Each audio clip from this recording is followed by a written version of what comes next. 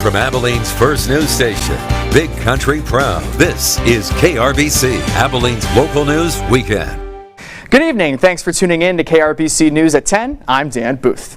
The biggest night of the year for the West Texas Rehab Center is underway with the 51st annual Rehab Telethon and auction happening right now. Our Mercedes Hernandez joins us from backstage at the Abilene Convention Center for our top story tonight. Mercedes? Good evening, Dan. I'm here in the green room where the biggest stars of the evening have been coming in and out all day. Neil McCoy was here earlier, and I just spoke to Runaway June. The ladies said they're extremely happy to be back here in Abilene again. This is their second appearance at the Rehab Telethon.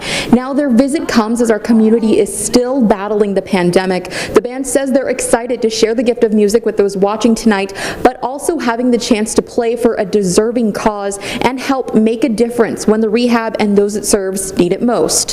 We've all learned that even if you're not physically in the same room, you can still come together with music, and that's what tonight is about. It's so cool that this year, when people are kind of hurting the most, they're giving more money, this year, and so it's just for us so special to be here and be a part of it. Now, Dan, the auditorium itself is also looking a little different this year. Several rows of seats have been blocked off to help enforce social distancing. West Texas Rehab says that's all in an effort to keep everyone here tonight a little more safe. That'll do it for me here at the Abilene Convention Center. I'm Mercedes Hernandez, KRBC, Abilene's local news. Thank you, Mercedes. For the past 51 years, the telethon has raised millions of dollars to help ensure patients of all ages get the care they need. When it comes to kids at a very young age, making sure they reach their physical milestones is a crucial part of their development and something they can't afford to miss. While countless organizations around the country have been struggling financially over the past year, pediatric therapist J.C. Williams says the telethon is something they look forward to every year. Regardless of what's going on in our world, we are still here and we're here for our patients. And the telethon is huge for the rehab center, for us to continue to provide those services for our families and to be here every day and be a light and have that for our families during this time is huge. The telethon wraps up tonight at midnight, so visit westtexasrehab.org/telethon donate to help the Rehab Center continue its great work in our community. Now let's get to the first check of the forecast. Susanna, what can we expect for the rest of the weekend and the upcoming work week? Well, Dan, we've had quite a change of atmosphere, and it's been a while since we've seen a little bit of that sunshine, so let's go ahead and dig in on what's going on. Here you see that dense fog advisory in effect for all of our counties until noon on your Sunday. So heading into tomorrow, it's going to be a busy day for sure as we have a system move into the area. Satellite and S-band radar show those clouds coming in from the south, moving into the areas of the Big Country. We could see that it's mostly calm and quiet. We saw basically drizzle all throughout today. It's going to continue heading into tonight. Keep in mind, take a look at that low, 51 degrees. Usually our lows dip into the 30s, but thanks to a warm front, will be warmer than normal. And of course, that dense fog will start to accumulate overnight. Now, as for tomorrow, here's a look at the temperatures in the 50s. And by your midday hour, we talked about that warm front moving in, so temperatures will be in the 60s heading into tomorrow, and then they'll start to fade off as a low pressure system with a cold front moves into the area. So let's talk about what we can expect heading into the next week. Dense fog heading into tomorrow morning, a warm front late on your Sunday, severe storms possible late as well, accompanied by the next cold front on Monday morning. I'll touch on that in just a few moments. Dan. Thank you, Susie. The Abilene-Taylor County Public Health District is reporting 4 new COVID-19 related deaths today. The latest deaths reported are a man in his 50s, a man and a woman in their 60s, and a man and a woman in her 80s. All 4 of them had underlying health conditions. According to today's report, there are 147 new cases and 15 recoveries. The hospitalization information has not been released yet, but as of Friday, the number of hospitalizations was 117. There are currently 2,698 positive active cases, and the total number of deaths from COVID-19 in Abilene and Taylor County now stands at 258. For more information on these demographics, go to our website, bigcountryhomepage.com. With an impeachment trial looming for former President Donald Trump, Democrats feared it would distract Congress from acting on the agenda of new President Joe Biden. But now, a date for that trial has been set, buying Biden some time to push his legislative priorities. NBC's Chris Pallone has the latest from Washington. Day 4 of the Biden presidency, and the White House continues to put its fight against COVID-19 front and center. The president tweeting a short video Saturday concluding, "We will get through this pandemic together." The effort includes trying to administer 100 million vaccinations in the administration's first 100 days. Some critics now say that goal is too modest. The White House counters it's a starting point. As the president said, we're going to pull out all the stops. We're going to manage this in a very, very comprehensive way, invoking things like the Defense Production Act to get things done that we need. But there are signs any honeymoon period after the inauguration might be short-lived. Some Republicans are already balking at the new president's plan for a nearly $2 trillion COVID relief package. The plan would provide $1,400 in direct payments to Americans, but it also calls for an increase in the federal minimum wage to $15 an hour. It needs at least 10 Republican votes to pass. I don't think his bill's going to make it, but we need to do something. The White House plans to brief key lawmakers Sunday to try to win their support. Here's the thing, Peter. This is not a partisan issue, right? Getting more money for schools is not a partisan issue. Getting more money or speeding up vaccines is not a partisan issue. Unemployment insurance is not a partisan issue. With the impeachment article against former President Donald Trump headed to the Senate Monday, the White House worried the trial would distract from its agenda. But the Senate set the start of that trial on February 9th, giving Trump's legal team 2 weeks to prepare and the Biden team some time to try to get some of its priorities through Congress. Chris Pallone, NBC News. Thank you, Chris. In the wake of the protests that have broken out across Russia, today the State Department condemns Russia's treatment of protesters and journalists and has also called for that dissident Alexei Navalny to be released from prison. Americans unsure where their next meal will come from has soared during the pandemic. According to the Census Bureau's most recent Household Pulse survey, right now 30 million Americans are considered food insecure. On Friday, President Biden signed an executive order to expand food stamps benefits to help the nation's poorest families. Our Raquel Martin reports from Washington. This is one of just several actions President Biden has taken in his first few days in office. According to the president, this food stamp expansion would help an average family of 4 by giving them $100 more for groceries every 2 months. 1 in 4 households in the United States are experiencing food insecurity. Dr. Lauren Bauer, an economist with the left-leaning Brookings Institute, says new action by President Biden will help millions of families struggling to put food on the table. We have to act. We have to act now. Friday, President Biden signed an executive order to expand access to food stamps. They're barely hanging on. Though Congress and the Trump administration boosted food stamp benefits for some recipients during the pandemic, they didn't include everyone. President Biden's order goes a step further by increasing payments for the nation's poorest families who were already receiving the maximum amount before the pandemic hit. This is going to affect about 12 million people, and 5 million of those people are children. The order also boosts EBT payments for families with school-aged children. But Congress needs to get involved in again. Bauer says the increase doesn't last long. That money's going to run out in June, and I don't think anyone thinks the economy is going to be in recovery in June. President Biden is proposing a $1.9 trillion package to address the issue. But that plan is already facing pushback from Republicans, who oppose the high spending and some of the bill's provisions, like increasing the minimum wage to $15 and non-targeted stimulus checks. Now, no Republicans have explicitly come out against President Biden's food stamp expansion, but many have insisted that they believe the best way to help families is by reopening the economy as quickly as possible. For now, in Washington, Raquel Martin. Thank you, Raquel. Coming up on your local news, learn about a new COVID-19 treatment designed to help reduce the severity of symptoms. Plus, after the break, I'll take a closer look at our chances for severe weather tomorrow. Stay with us. We'll be right back. You're watching KRBC, Abilene's local news weekend.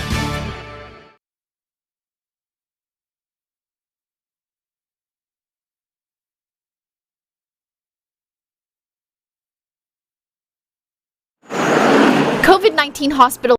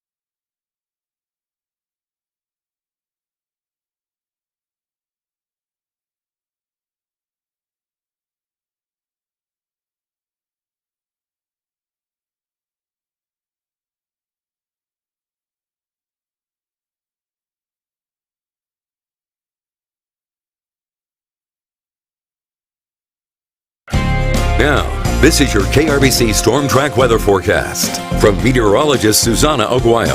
Sponsored by First Bank Texas.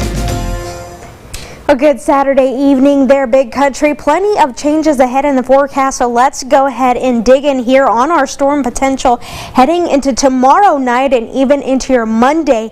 Here we have a marginal risk for mainly the parts of the north and eastern edges of the area. We can also see the Dallas-Fort Worth Metroplex holding on to the slight potential. Our biggest threat heading into your Sunday and Monday is hail, lightning, and some strong winds gusting up to 45 miles per hour. We'll get to that in just a few moments with that timeline, but as for right now, temperatures in the 50s thanks to plenty of that cloud cover, drizzle, and fog we've seen through the past couple of hours. The winds are from the south at about 12 miles per hour here in the city of Abilene, just injecting all of that moisture into the atmosphere that will prime the conditions that we will see heading into tomorrow. So let's go ahead and talk about the changes up ahead. Heading into your Sunday, we'll have a warm front that will allow the temperatures to get into the mid-60s. But then again, we have those changes. A cold front that will only decrease the temperature just by 1 degree heading into your Tuesday. Just 1 more degree, and then another cold front that will dip us into the 50s heading into your Wednesday and Thursday, allowing for an area of high pressure to warm up heading into the back half of the week. The drought monitor, not as much improvement as we were expecting. However, for those to the south and west, we did see that a drought clear up, but our main concern is still to the south and east. Luckily, we have again some more systems that could bring on some possible rain here for the month. We're already above where we should be, close to about 1/2 of an inch. So let's check out our precipitation chances heading into tomorrow. A 90%, drying out by the back half of the week, but then heading into your Thursday, another system will bring us a possible 20%. So let's go ahead and dig in on that timeline, shall we? Heading into tonight, we can see most of the cloud cover stays there. We have a warm front moving in through the overnight hours into your Sunday. Now what that does is create an unstable atmosphere. It allows for us to see some possible light rain and drizzle heading into your Sunday morning along with that fog. So for those of you traveling, make sure to use your low fog lights and also to take some precaution if you are driving. Give yourself plenty of space and time to get where you should be. Heading into your Sunday night, that's where we start to see that cold front there. You could see that line moving towards the east from the west. You can see our main concern is during that overnight hour. So if you are going to be out early in the morning on your Monday through those overnight hours, it will come moving from the west towards the east. Not expecting the possibility of tornadoes, but we could see some heavy thunderstorms throughout the area. We'll keep you updated, so make sure you have your BCH to Go mobile app. We'll have all the updates there for you. Here's a look at your 5-day forecast. We have a cold front, remember, heading into your Sunday, Tuesday as well. Dan, back to you.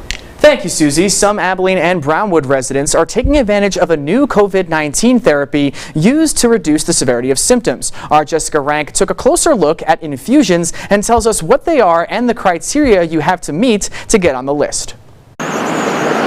COVID-19 hospitalizations are still hovering around 20% in the key city. Once you're in the hospital, and then certainly once you're on the ventilator and in the ICU, prognosis is poor. And since March, the main goal has always been to keep that number as low as we can. For anyone that we can prevent getting to that stage, it is worth it. This is Travis. It was like night and day. I felt so much better. Our news director, Travis Ruiz, tested positive for COVID-19 January 6th. 101 fever. I didn't feel good at all. His doctor suggested he get what's called a BAM infusion. It's basically like getting an IV. And so, I got an IV. It's about a 3-hour-long process. And they insert these antibodies and medicines in you. Ruiz, one of 12 a day in Abilene and Brownwood who received this therapy. Our clinic started the end of November. And since then, they've been able to administer about 600 infusions. And the main goal? Keeping me out of the hospital, keeping my symptoms more mild. It's for those who fall into the high-risk category and have tested positive for COVID-19. The earlier, the better. This is not approved for patients that require hospitalization. Because the whole point is to keep them out of the hospital. What we're looking for is for things to not happen. Ruiz was never admitted to a Hendrick bed. I wanted to be able to contain that. And he's crediting the infusion. I turned the tide. To helping him get back to his desk. Newsroom. In Abilene, Jessica Rank, KRBC, Abilene's local news. Thank you, Jess. Recommendations for infusions are done through your local care provider. Hendricks says it plans to ramp up the amount of infusions they can give each day in the coming weeks. Up next on your local news, the ACU women were involved in a tough matchup this afternoon against Central Arkansas with some late game drama. Dusty's got the highlights next in sports.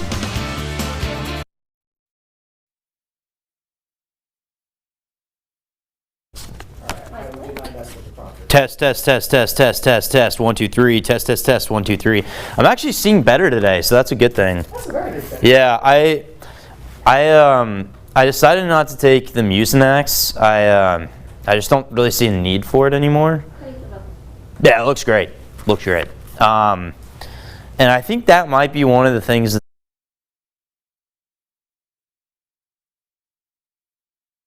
Homepage.com Sports with Dusty Baker.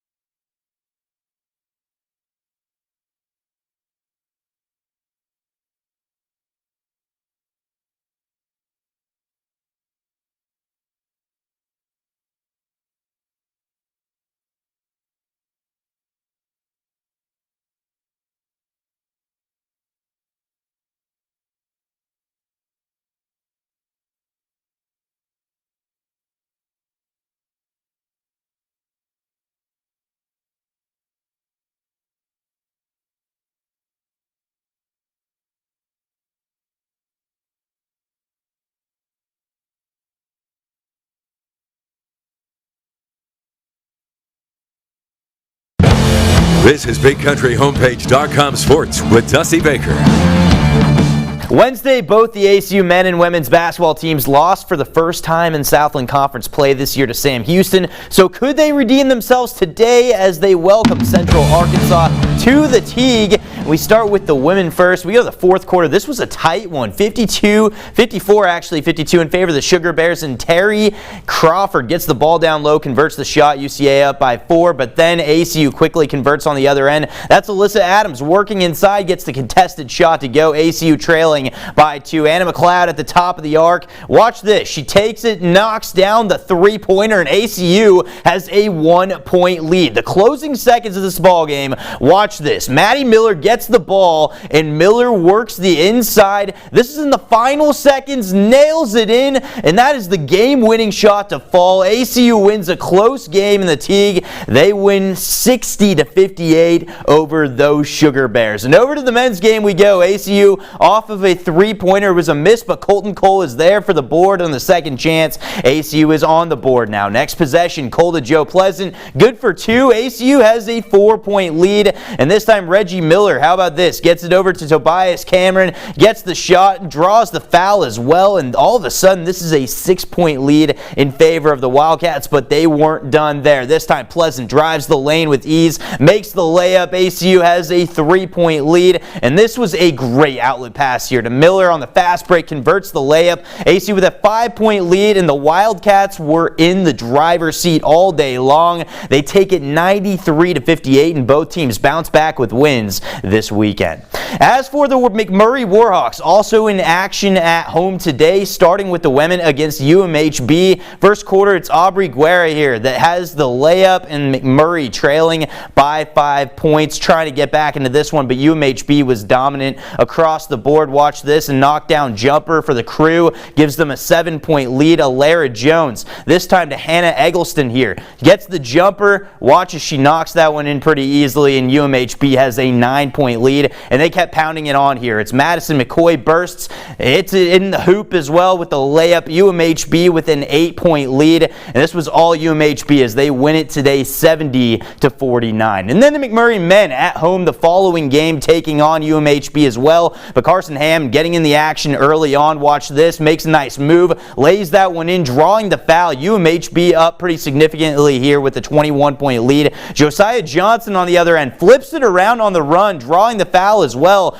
Quite a few fouls converted here for UMHB that ultimately ended up in more points. UMHB up 70-46. Ty Prince with the reverse layup, just tacking onto that lead. So McMurray trying to get something going here. How about this? Jordan Sherman takes the pass. Nice follow through on the breakaway, and all of a sudden McMurray trying to get back at this one, but it was just too much on the offensive side for UMHB. Kyle Wright with a three-pointer. UMHB up 30 points, and UMHB runs away with it this afternoon. They take it 94-66. Well, tomorrow's a big day in the NFL as Aaron Rodgers and the Packers will host Tom Brady and the Tampa Bay Buccaneers. Sometimes I would like to call them the Tampa Bay Tommies in the NFC Championship game. As for the AFC Championship game, that will be the Chiefs welcoming the Buffalo Bills to Kansas City. And the winners of those two games, well, they're headed to the Super Bowl.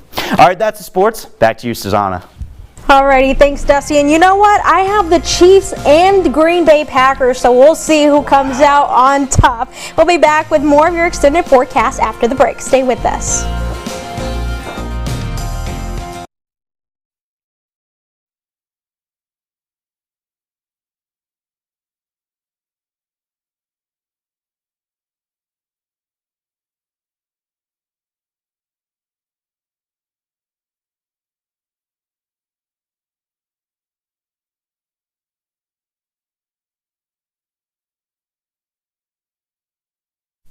Do you pinch yourself saying, come on, you're one of the most powerful women in the world? Maybe. Larry King.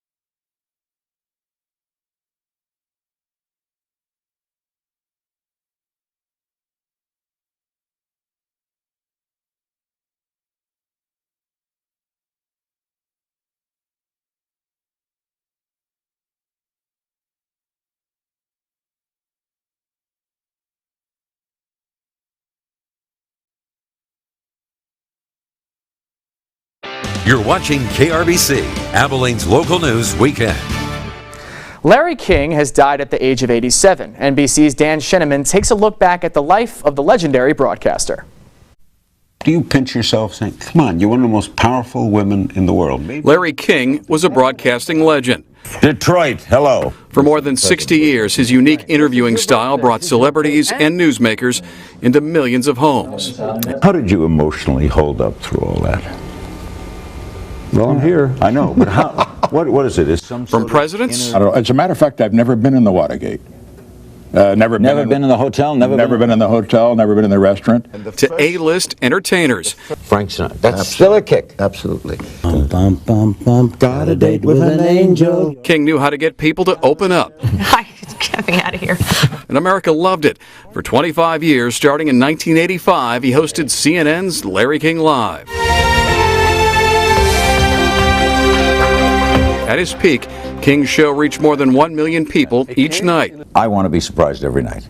The best shows for me is when I go, yeah, wow. In 1993, a debate over the North American Free Trade Agreement between Vice President Al Gore and Ross Perot was watched by 11 million people. At the time, a record for cable television. Born Larry Ziegler, King changed his name when he began his radio career in the 1950s. He survived a heart attack in 1987 and was married 8 times to 7 different women. After stepping down from Larry King Live in 2010, King had second thoughts about retirement and took his show to the internet, debuting Larry King Now in 2012. I love asking questions. I'm very much into people, and you never lose that. Larry King, a radio and television icon. He asked the questions Americans wanted to ask. Dan Scheneman, NBC News. Thank you, Dan. On a lighter note, a zoo in Chile is celebrating the birth of 2 rare African wild donkey species, providing hope that this unique species can make a comeback from the brink of extinction. Lucretia and Ida were born earlier this month and are reportedly in good health. The African wild donkey is easily distinguished from other donkey species because of the zebra-like markings on its legs, but its unique coat has also been one of the reasons for its threatened status. With the African wild donkey popular with hunters, less than 200 of this species are estimated to exist in the wild. No need to do Where's Waldo with them. Here's a look at that 5-day forecast. Remember, we have a few cold fronts heading into your Sunday and even Tuesday, and then another one heading into your Sunday. We have temperatures that will stick around in the 50s and 60s, but then remember, we have the possibility of seeing severe weather, so make sure that you are up to date on all the changes that are up ahead. And well, that's all on my end, Dan. Thank you, Susanna. That's it for our local news tonight. Saturday Night Live is up next. Thank you for trusting KRBC. Have a good night.